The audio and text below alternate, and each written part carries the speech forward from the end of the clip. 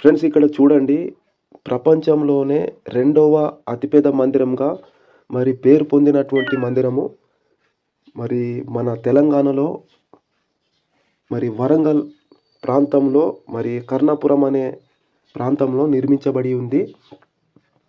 ఈ మందిరము మరి దేవుడు తన ప్రణాళిక చొప్పున, తన చిత్తం చొప్పున, తన ఆలోచన ప్రకారంగా దేవుడు మరి పాలయ్య గారిలో ఉండి దేవుడు నిర్మించడం జరిగింది.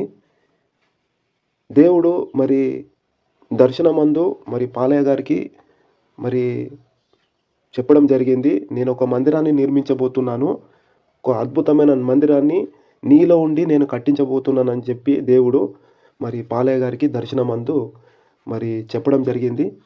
ఇది ఒక అద్భుతమైన కట్టడం ఫ్రెండ్స్. ఇది ఏంటిదంటే బైబిల్లో మరి ప్రత్యక్ష గుడారంలో మరి ఏ విధంగా మరి ప్రత్యక్ష గుడారం ఉండాలి, అందులో మందసం ఎలా ఉండాలి, ఆ మందసానికి కావాల్సిన ప్రతిదీ ఏ విధంగా సమకూర్చాలి, ఎక్కడ ఏది పొదగాలి అన్నది మరి మందసములో దేవుడు ఏ విధంగా అయితే నిర్మాణంలో మరి చెప్పాడో అదేవిధంగా దేవుడు మరి పాలయ్య గారిలో ఉండి ఈ మందిరము నేను కట్టబోతున్న మందిరము కాబట్టి ఇది నీలో ఉండి నేను నిర్మించబోతున్నాను కనుక నువ్వు ఇగో ఈ విధంగా ఉండాలి అని చెప్పేసి దేవుడు చెప్పిన విధానంలోనే మరి పాలయ్య గారు ప్రతిదీ మరి ప్రార్థన పూర్వకంగా ప్రతిదీ మందిరానికి కావలసిన సామాగ్రి మరి ఏది కావాలన్నది దేవుడు ప్రార్థన పూర్వకంగా దేవుడు చెప్పింది చెప్పినట్లుగా మరి ప్రతిదీ ఎంతో విలువైనటువంటి వస్తువులతో, ఎంతో విలువైనటువంటి మరి వాటితో దేవుడు వాటన్నిటిని ఎంతో దూరం నుండి సమకూర్చి ఇంత అద్భుతంగా దేవుడు నిర్మించాడంటే ఇది మన కనులకు ఆశ్చర్యం కలిగిస్తూ ఉంది. అంటే ఎంత గొప్ప దేవుడో ఒకసారి ఆలోచించండి. ఆయనకు అసాధ్యమైనది ఏది లేదు ఈ లోకంలో. కాబట్టి మనము ఆయనకు దూరంగా ఉన్నాము కాబట్టి మనం ఆయన దగ్గరికి వెళ్ళినట్లయితే, ఆయన చెప్పినట్లు మనం విన్నట్లయితే ఖచ్చితంగా దేవుడు ప్రతి ఒక్కరి ప్రార్థనను ఆలకించి ప్రతి ఒక్కరి జీవితంలో ఎంతో గొప్ప కార్యం చేష్టకు ఆయన సిద్ధంగా ఉండే దేవుడు.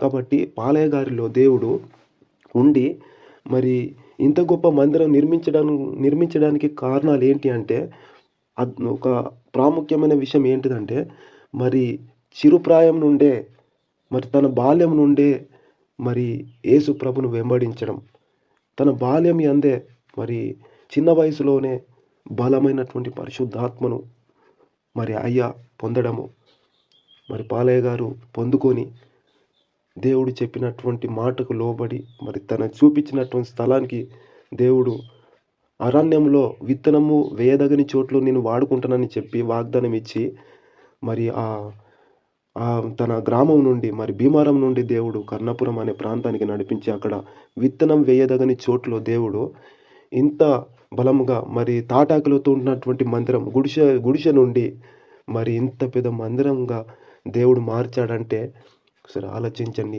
మరి దాని వెనకాల వాళ్ళ ఉపవాస ప్రార్థన, మరి కన్నీళ్ళు, మరి అవమానాలు, నిందలు ఎన్నో ఉన్నాయి.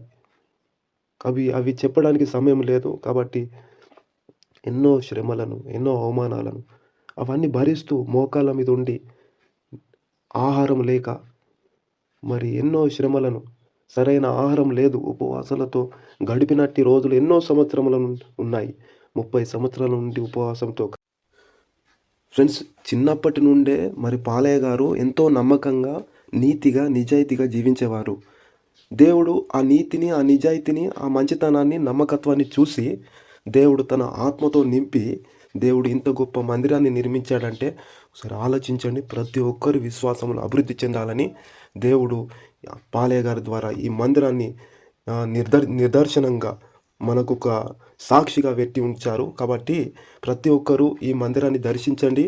మరి మీ జీవితాలలో కూడా అద్భుతాలు మరి చూస్తారు ఖచ్చితంగా. ప్రతి ఒక్కరిని దేవుడు దీవించాలని ఆశిస్తూ ఆమెన్.